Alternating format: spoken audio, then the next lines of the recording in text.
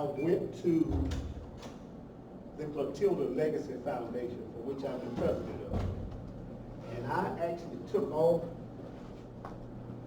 the board map.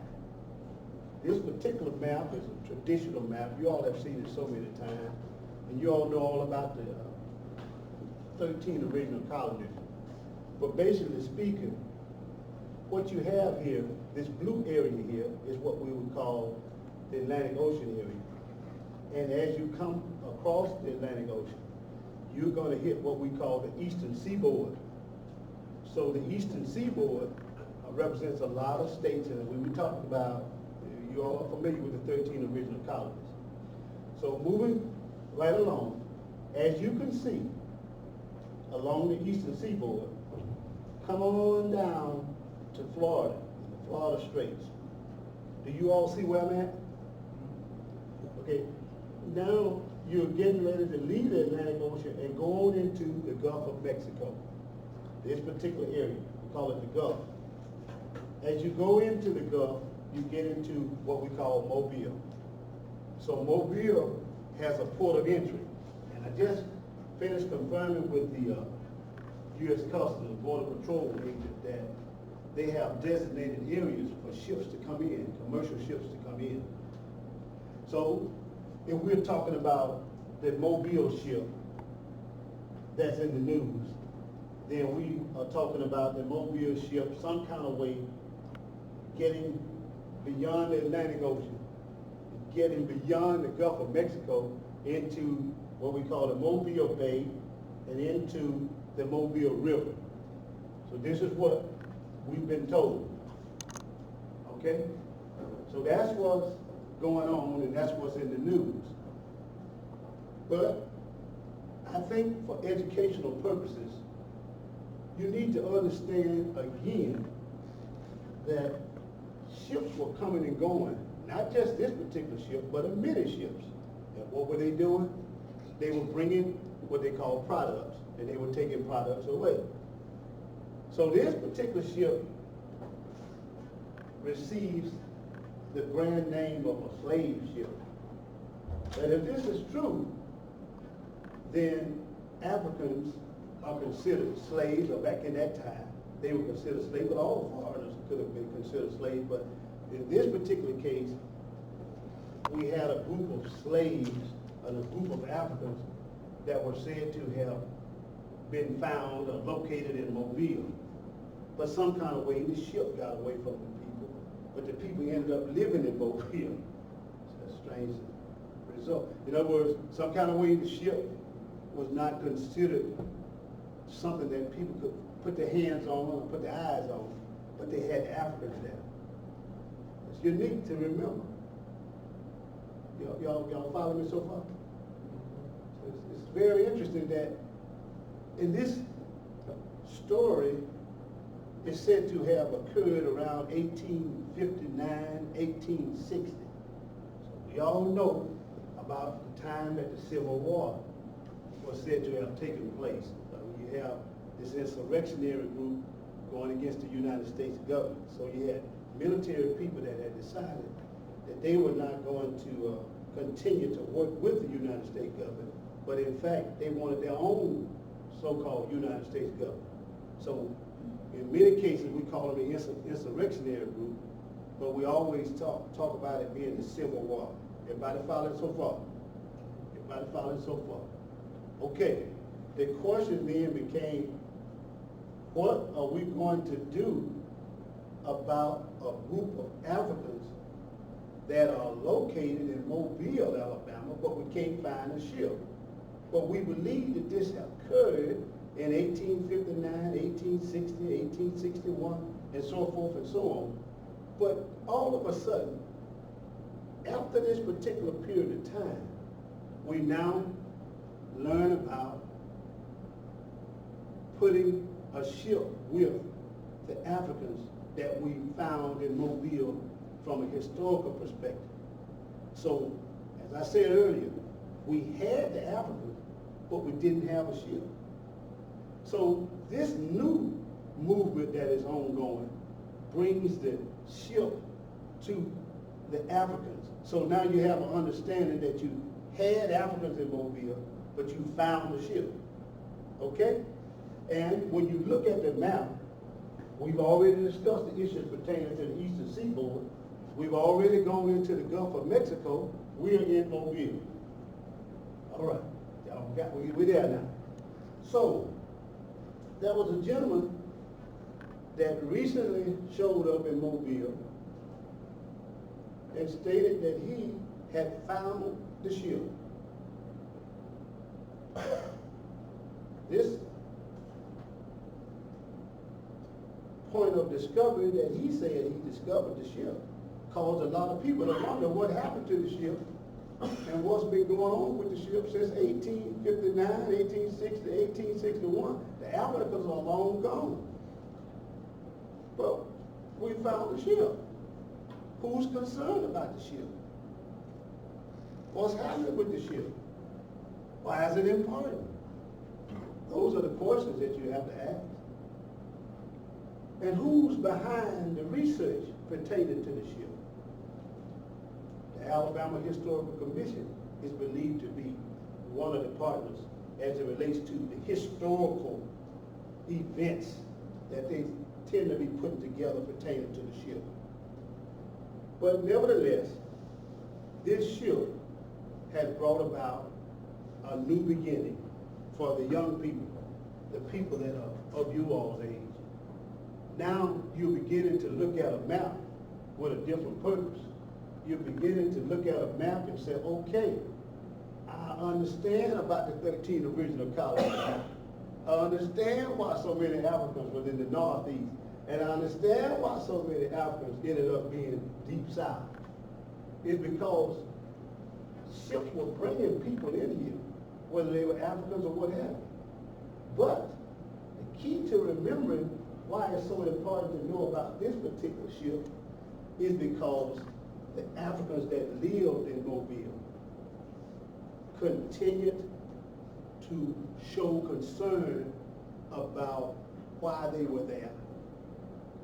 Their direct descendants made it a point to continue to keep the history of their existence, their children, their grandchildren, and great-grandchildren. So when this particular ship was considered the reason why a particular group of Africans were in Mobile, it set off a moment of joy for so many people that had doubts about this ship. But at the same time, it brought about a stronger resolve for people to be able to do something about slavery as it relates to reparations. Now, I just got off the phone with the U.S. Department of Customs. That's very important.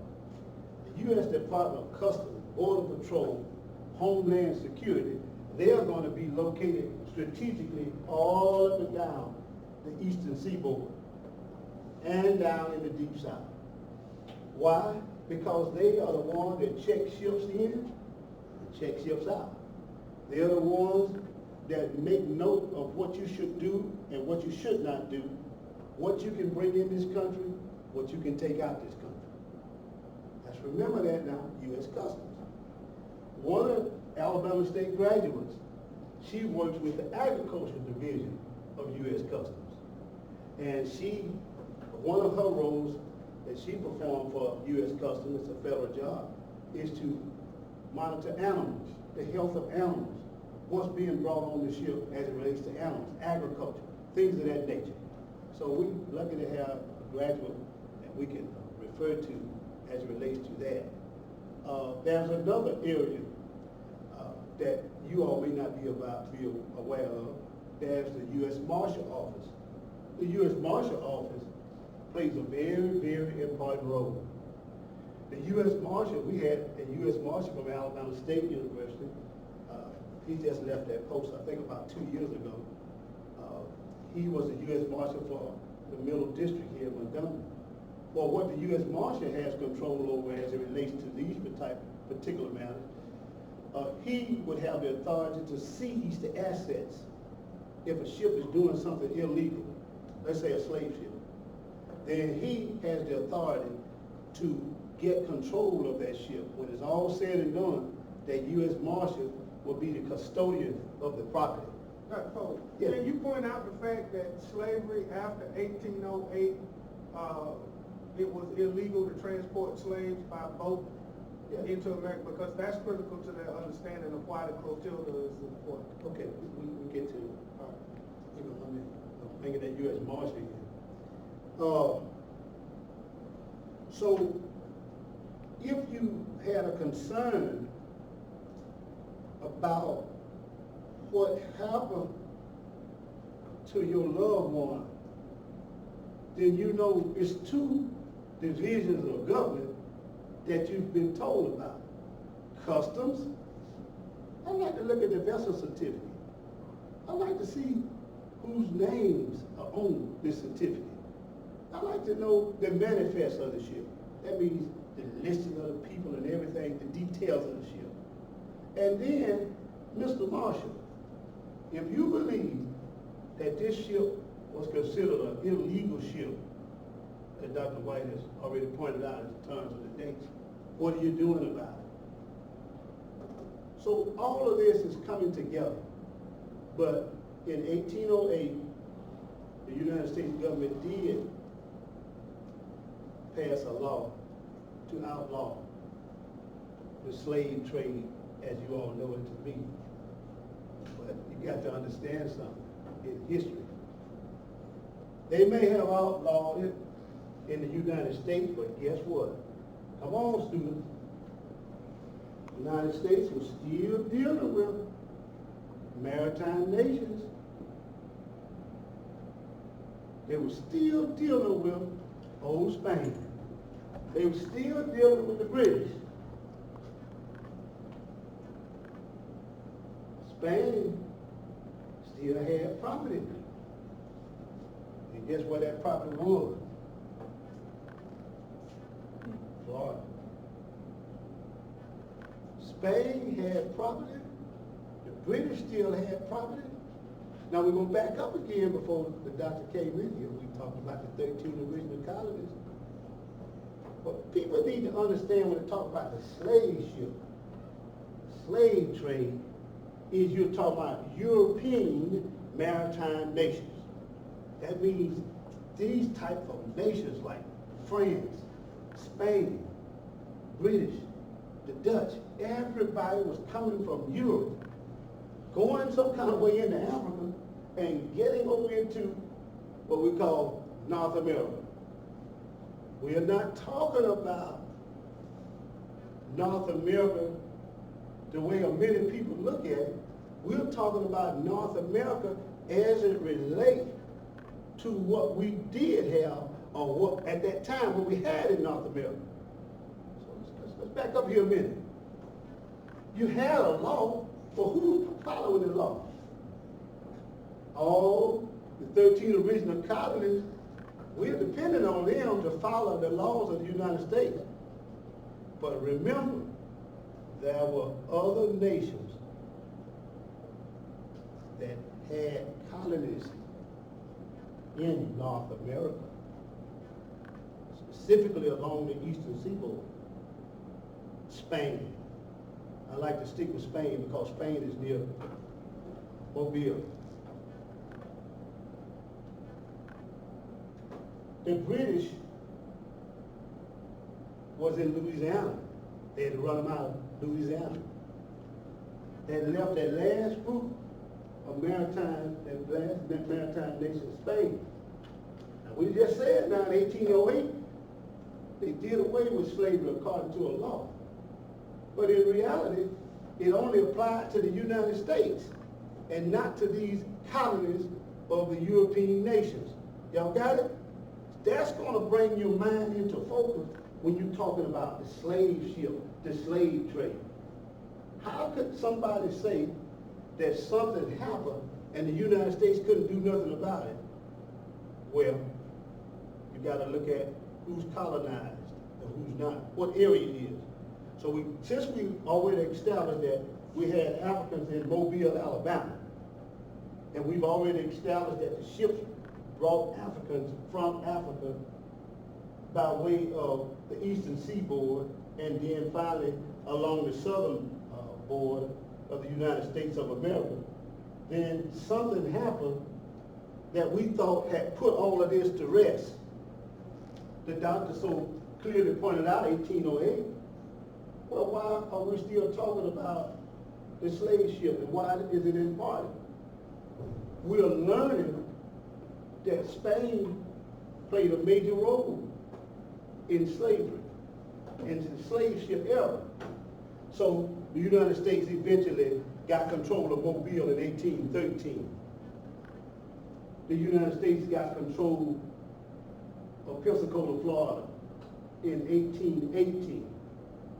I mean, these years are not so important, as it only suggests to you that a lot was going on, that you got to bring your mind up to understand that when you talk about North America, you need to be talking about understanding how Africans were being brought over, and you need to be understanding now what influences took place in these eastern seaboard states, and how we ended up with some Africans in the Mobile area, even though so much had happened and so much had passed. So for young students, you got to understand that it is important to know about the ship, and it is important to move beyond that understanding to understand that there were some Africans in Mobile. They went on to call this area Africatown. They went on to establish themselves as legitimate citizens in 1868. They went on and became American citizens. Some of them actually got land awarded to them in some form or fashion in 1872.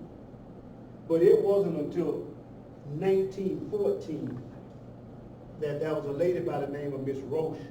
She wrote the book, Sketches of the South. And what she did, she talked about those Africans and called them Clotilda Africans. Okay? So when she did that, what we call hearsay and gossip, it just spread. So people have always recognized that group of Africans in Mobile as Africatown Africans. And people seem to be excited about the fact that those Africans, how did they get there? How in the world did they get there? They saying those Africans showed up in 1860, 59, 60, 61.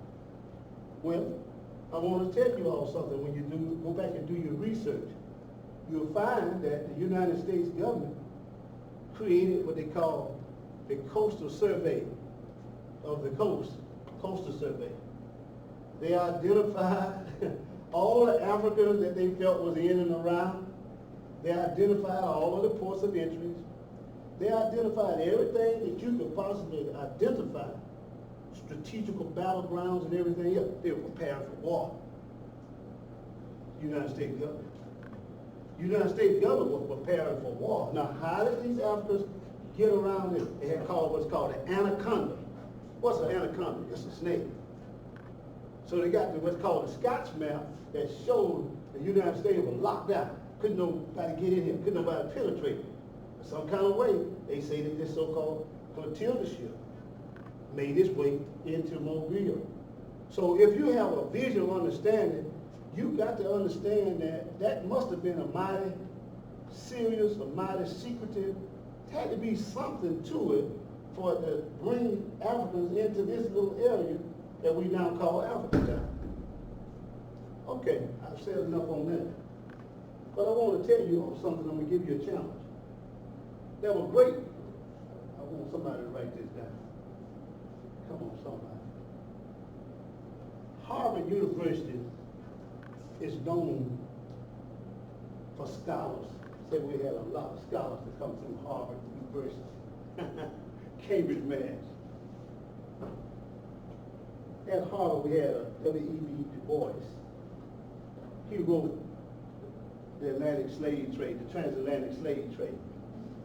He did a research, a comprehensive research that compiled all possible, imaginable data about slave ships. He listed those ships, but we didn't see Clotilda on that. Then we had another Scott. He came to Alabama State when I was there. I'm old with people, but I remember him. John Hope Franklin, another scholar.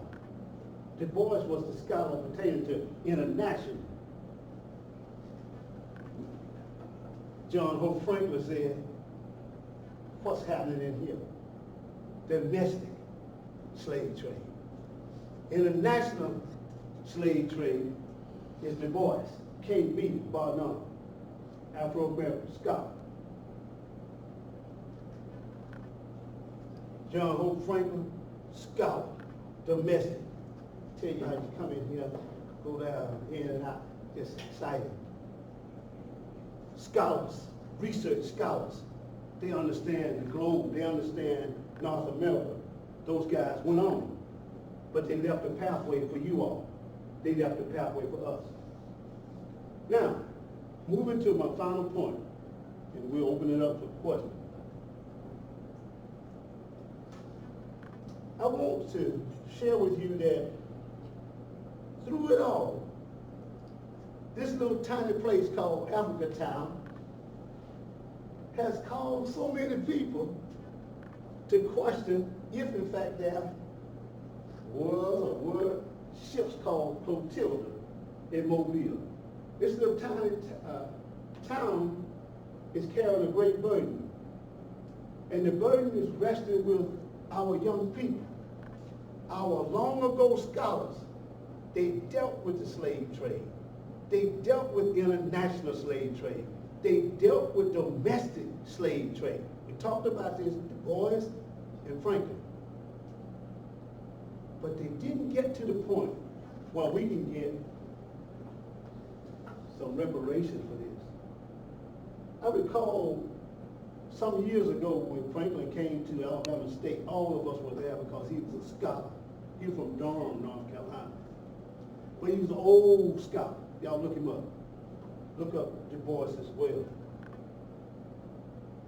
He said on C-SPAN, some racist person was on the television questioning Franklin's concern about reparations. And he was doing it in a threatening manner. They took a break, come back to Franklin. Like an old man, he was old. He said, we've been around here a long time. He said, whatever could have happened to us, we withstood it. He said, we're not going anywhere. So I want to tell my students here today that it has been a mystery. It has been evasive. Y'all understand? It just keeps getting away from us.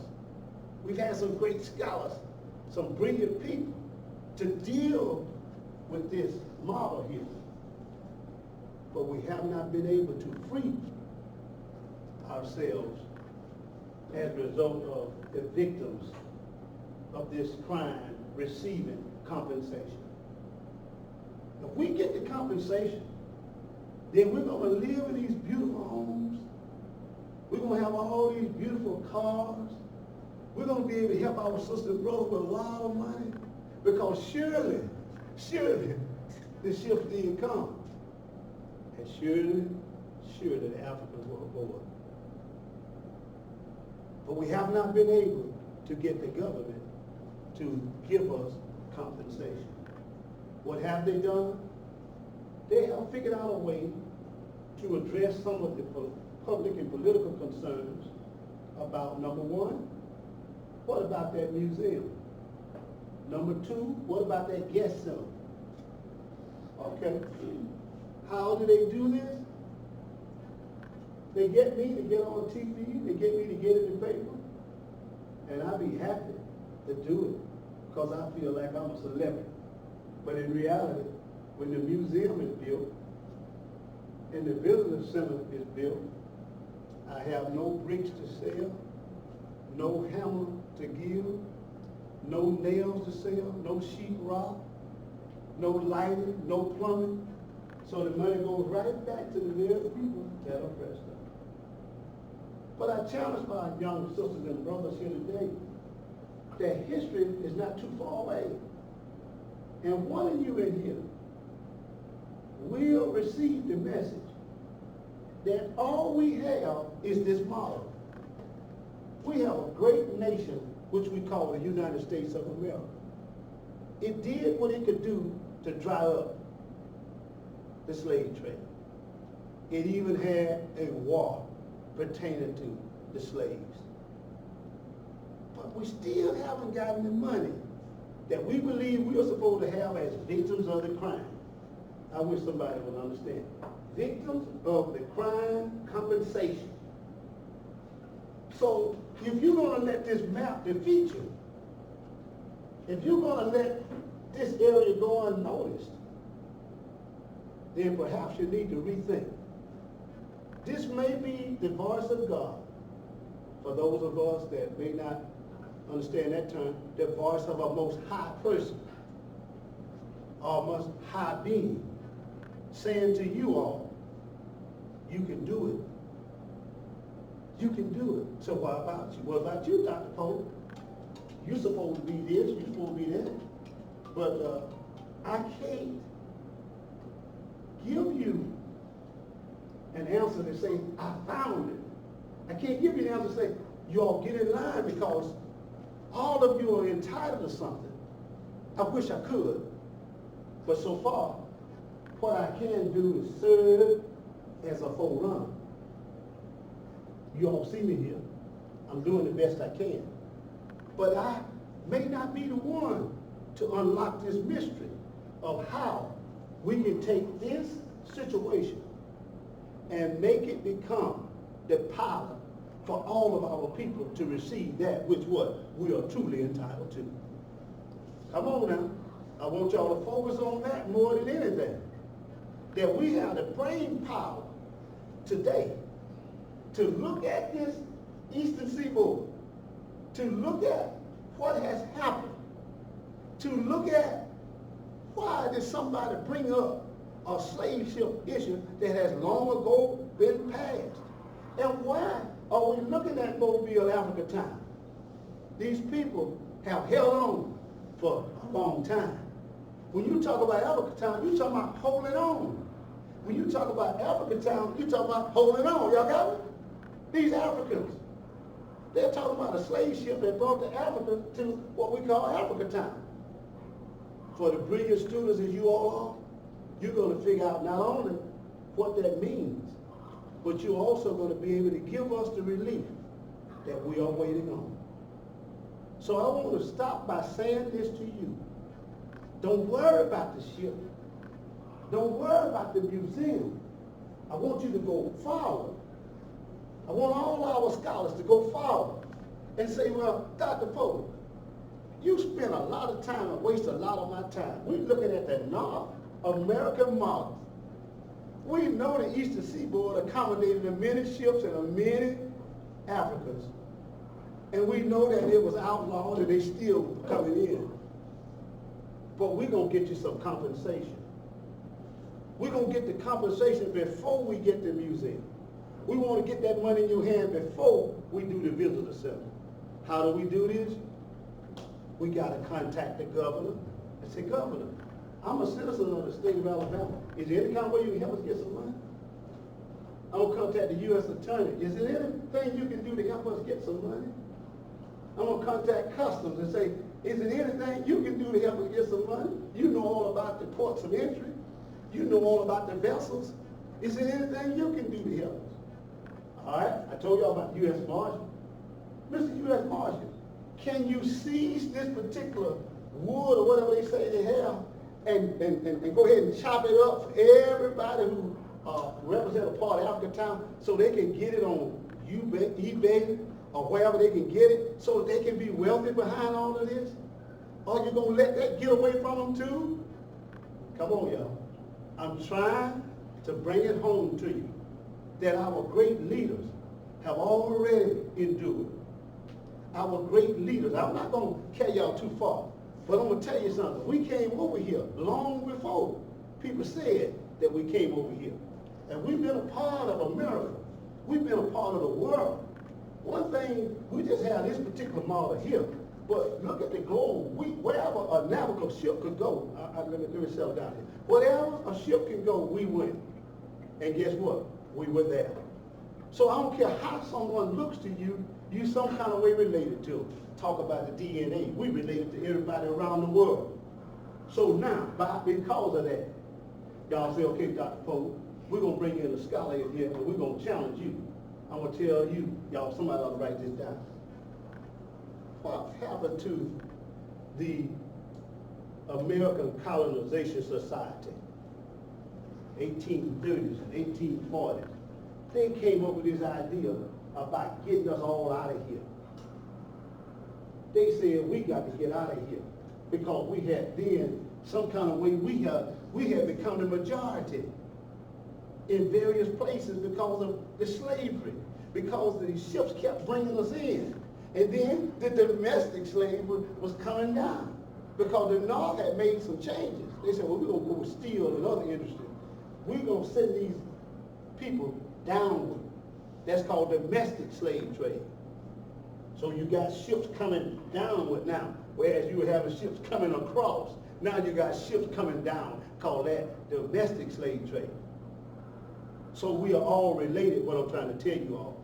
We're stronger than you all think we are. Get ready for it. We're stronger people. If we challenge our sisters and brothers to ask them what do they know about what, then you can say, well, what ship were you on? They can tell you that. But your people are all over the world. We're just looking at the North America. But your people are all over the world. When they brought the slaves in from Africa, as time went on, they started bringing you downward in what we call South America. But we're not going to go that far with it. We're going to stop it at that. But I'm just telling you all that you're strong people because we are people that resulted from being shipped around the world. We're strong people. We're multi-purpose people. We got to figure out, we got one last chance. I remember the bishop told me, a friend of mine, we call him Bishop, he says, we plant pepper to get something hot, but we plant sugar cane to get something sweet. He said that we put bits in the horse's mouth to make him obey. I challenged my sisters and brothers.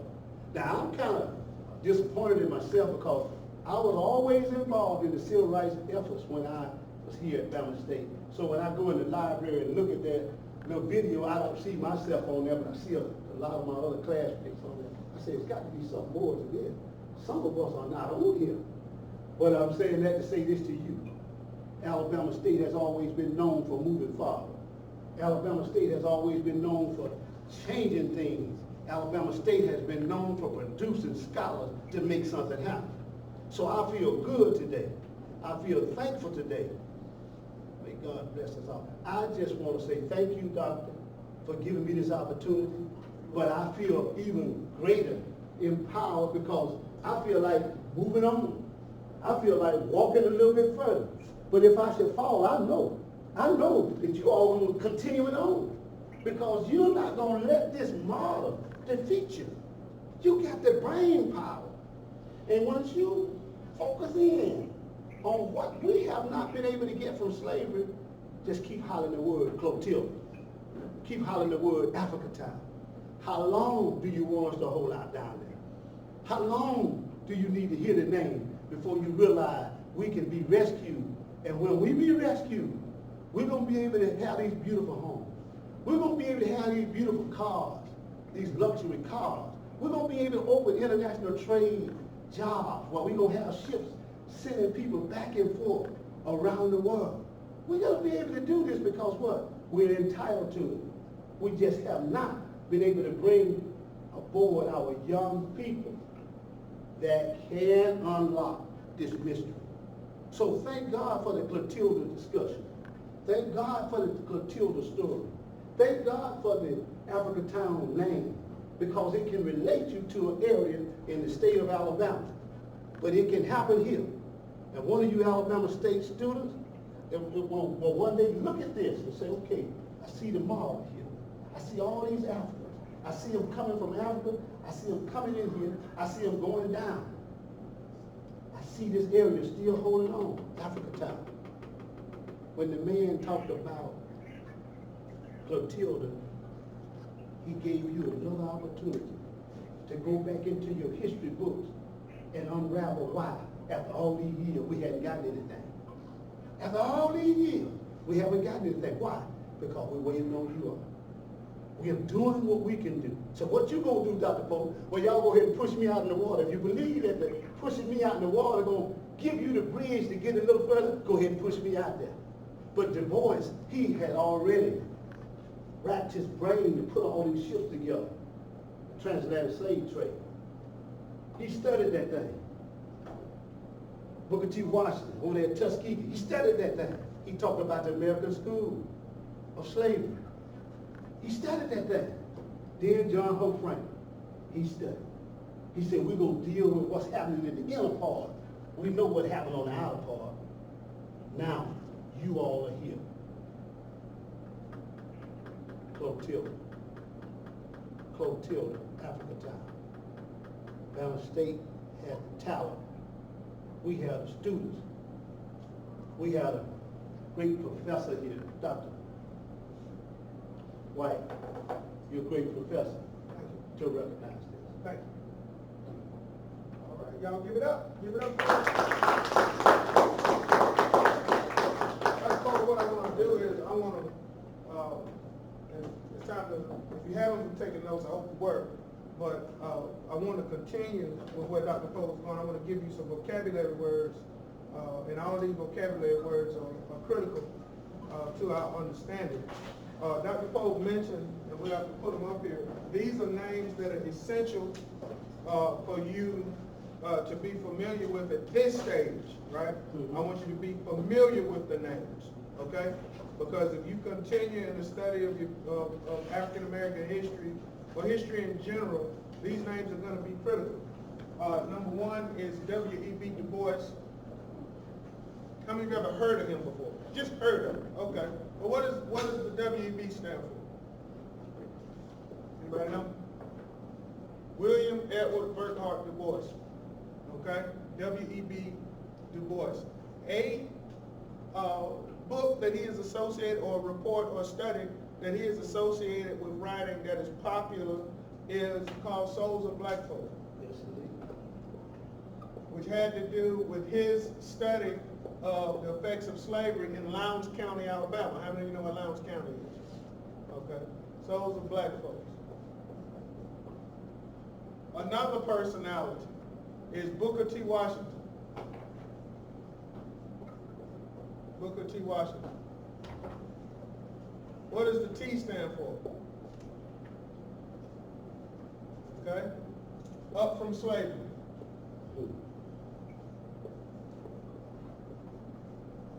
Very critical. Number three, he mentioned John Hope Franklin.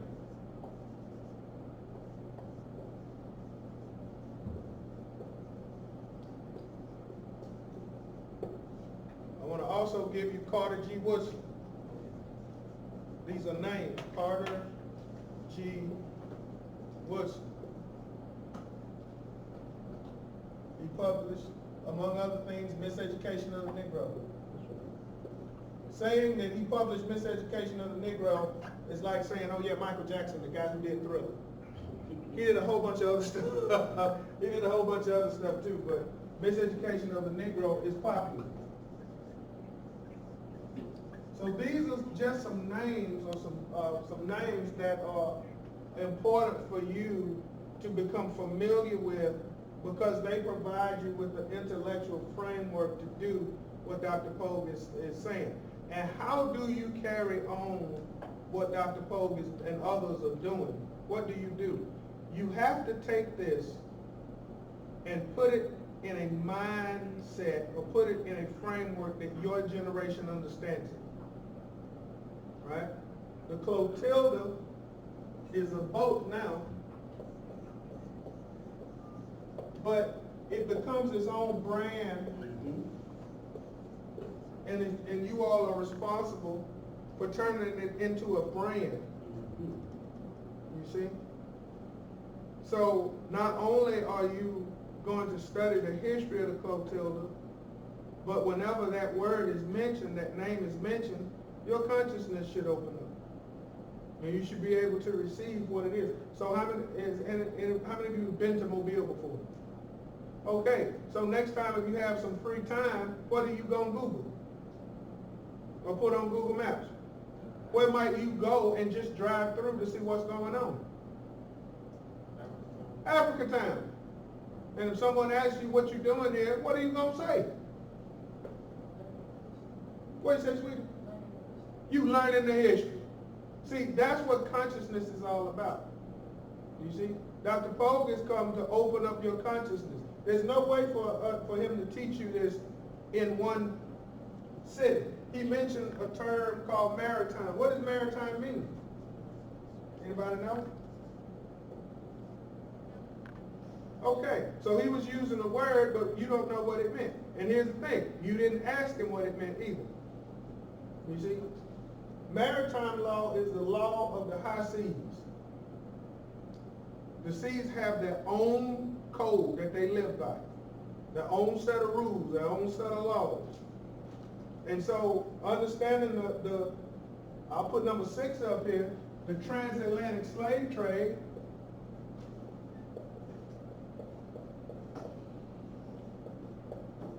Transatlantic slave trade.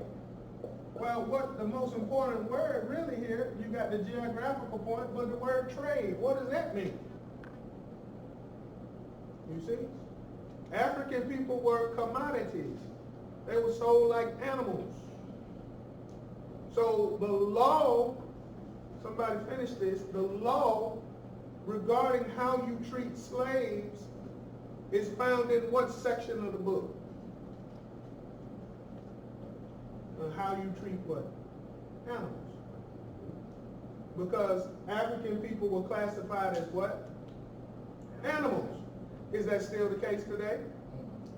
Might there be some things that you could point out to ask the question whether African Americans or whether African people are full human beings or not? You see? Watch this. This is how you put the pieces of the puzzle together. Put in your notes, 3/5 compromise.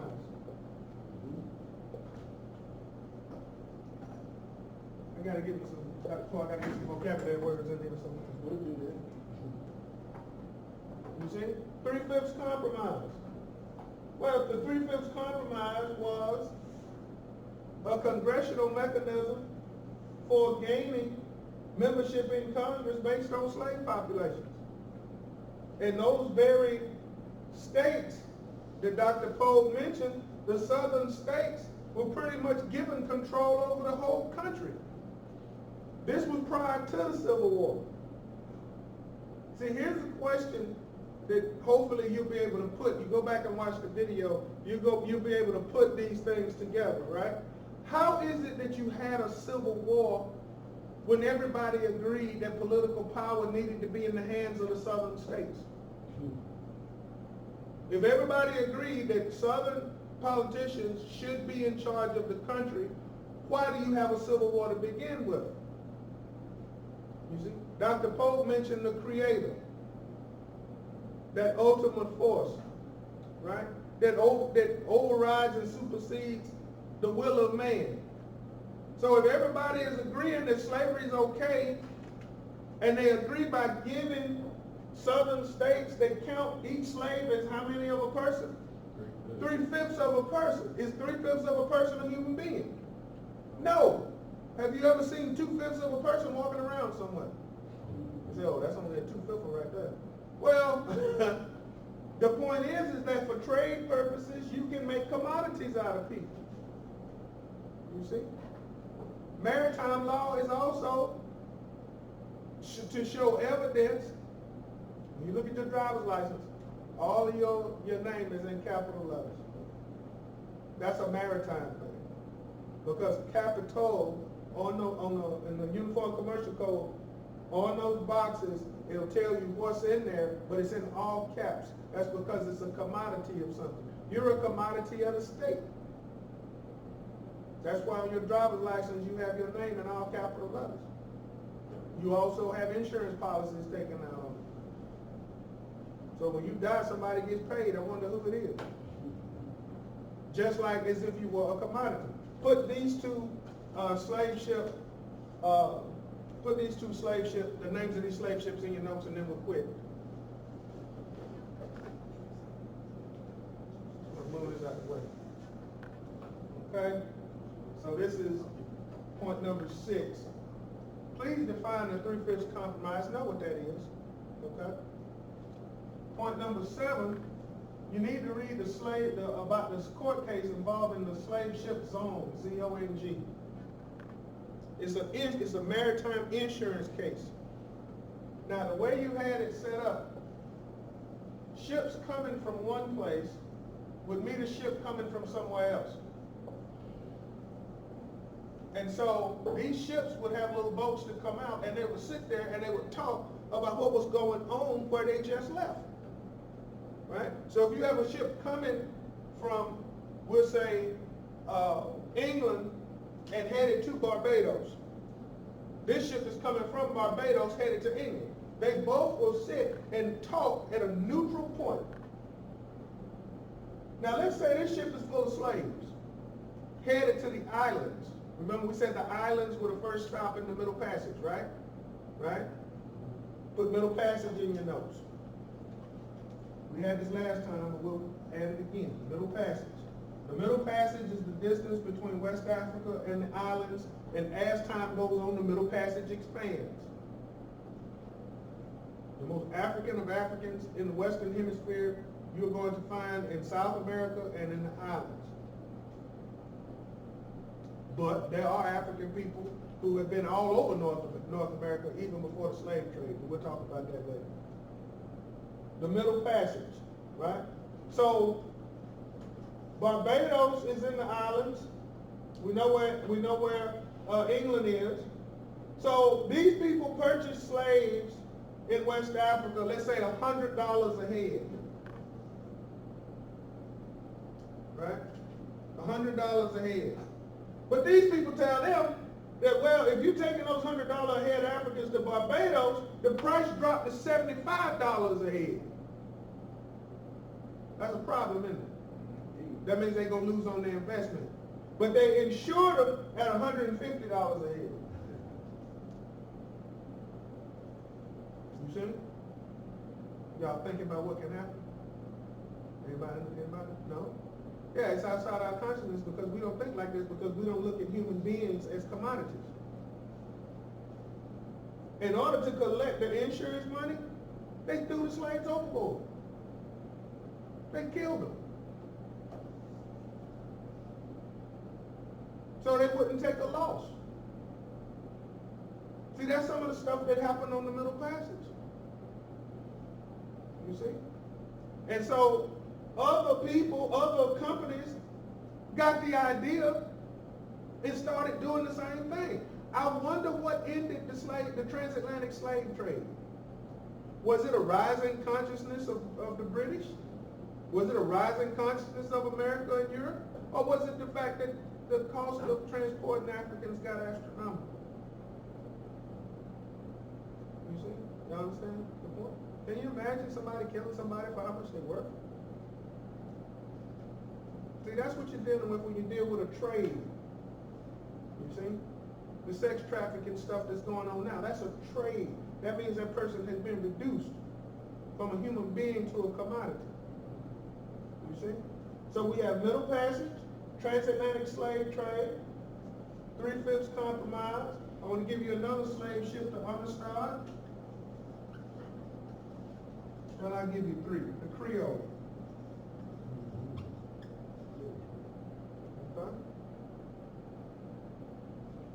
Well, I'll give you 4. The Good Ship Jesus. That's what they named it. You see? When you study these slave ships, then all of this is Google. Everything Dr. White talks about is Googleable. The non-Googleable stuff I save for conversations going back to my class. And you give a darn, you come to my office. We're talking about the stuff you ain't gonna hear nowhere else. But If you Google these, Amistad, you'll even discover the relationship between the Amistad and Alabama State. I mentioned that last time, didn't I? No? No, sir. Okay. How many of you ever heard of Sierra Leone? The country. Sierra Leone is located in West Africa. Right? And the tribe of the people that are specific are Mende, M-E-N-D-I. The Mende people, ever heard of them? Okay, well you owe a lot. Alabama State University owes a lot to the Mende people. So if you find somebody, we have a sister, she's from Ivory Coast, we close. But you drop down to Sierra Leone, and then you have the Mende people. Well, they were transported from Sierra Leone to the islands on a boat called the Takora. Okay? They were illegally transported. They were illegally transported because the transatlantic slave trade was supposed to have ended in 1808. They get to the islands, those Africans are taken off of the Takora and placed on the Amistad. The problem was that they never split the Africans up. Why is that important? Why do you have to divide the Africans up? Why do you have to take one from one tribe, put them with one of another tribe? Why do you have to, sir? Sir? How can you organize if you can't communicate? You can do it. They did it. But it is very difficult to organize if you're not speaking the same language. Right? Well, they didn't do that. They didn't switch up those Sierra Leones. And Sinque, who was the leader all the way in the first voyage, his authority just transferred over to the other ship. That's a maritime situation. His authority over his comrades transferred over to the other ship. Now, I think they were supposed to sail around the island of Cuba, and the Africans took the ship over. It's called a mutiny. You ever heard of a mutiny? Put that in your notes. Mutiny. M-U-T-I-N-Y. A mutiny. A mutiny. A mutiny. It's when you take over the ship. Kill the captain, take him over. You call yourself the captain, but you're not. They try to sail back to West Africa, wind up in American waters, whole bunch of court cases ensue. The Africans are finally declared property of no one. The money that was taken up for their legal defense that was left over went to build 2 schools, or went to finance the buildup of infrastructure of 2 Negro schools that were being born in Alabama. One was Talladega College, the other is Lincoln Normal School, which is Alabama State University in its infancy. Had it not been for the rebellion of the Africans from Sierra Leone of the Mende tribe aboard the Amistad, there probably would be no ASU. So that's the connection. You will be able to make connections like that. So that's why when someone comes and drop words on you like maritime law, Africatown, transatlantic slave trade, we mentioned several names. What you're taking notes on is you're writing those words down. You're writing those names down. And then you're going to go back and you're going to look those words up to see what they mean.